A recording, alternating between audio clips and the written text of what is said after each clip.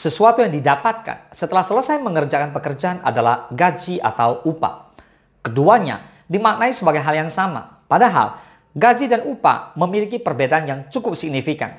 Tentunya para pekerja dan pencari kerja wajib mengetahui perbedaan ini karena merupakan salah satu bagian dari hak dan kewajiban yang harus dipahami. Berikut ulasan perbedaan gaji dan upah yang harus kamu pahami. Let's begin.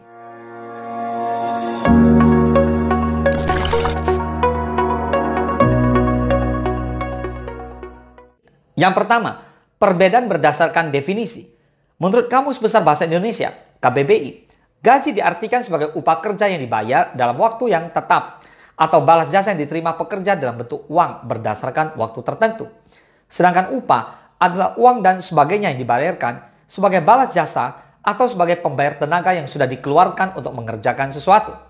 Peraturan pemerintah tentang pengupahan nomor 78 tahun 2015 dan Undang-Undang Ketenagakerjaan nomor 13 tahun 2003 hanya melampirkan istilah upah. Aturan itu mendefinisikan upah sebagai hak buruh atau pekerja yang diterima dalam bentuk uang sebagai imbalan dari pemberi kerja atau pengusaha kepada buruh atau pekerja yang dibayar dan ditetapkan menurut suatu kesepakatan, perjanjian kerja, atau peraturan perundang-undangan termasuk tunjangan untuk buruh, pekerja, dan keluarganya atas suatu pekerjaan dan atau jasa yang telah atau akan dilakukan.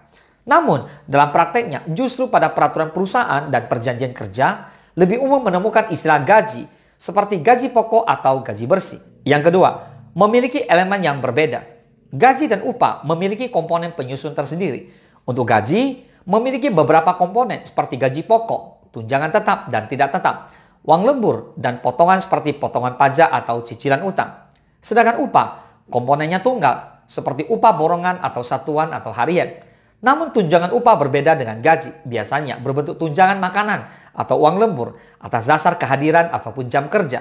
Penyebutan gaji di dalam kontrak atau perjanjian kerja mengacu pada kompensasi karyawan yang ditawarkan perusahaan dalam sebagai bentuk imbalan. Sedangkan upah bisa diberikan berdasarkan jam kerja, tingkat kehadiran ataupun target kerja harian yang berhasil dicapai si pekerja, atau bisa juga diberikan kepada para pekerja lepas yang bekerja berdasarkan ikatan kerja informal. Besaran upah pun berbeda-beda dari hari ke hari, tergantung kesepakatan bersama. Dan yang ketiga, status pekerja menentukan gaji atau upah. Perbedaan selanjutnya dilihat dari status pekerja karyawan.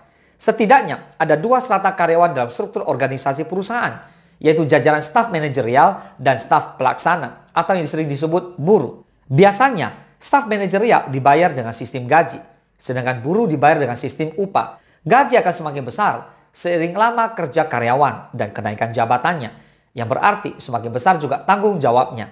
Sementara upah tidak akan dipengaruhi oleh jenjang karir pekerjanya. Yang keempat, waktu pembayarannya berbeda.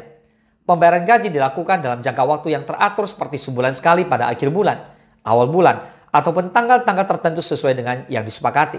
Sedangkan upah akan dibayarkan kepada buruh atau pekerja lepas tidak tentu waktunya, bisa harian, mingguan, ataupun bulanan, tergantung kesepakatan dengan pemberi kerja.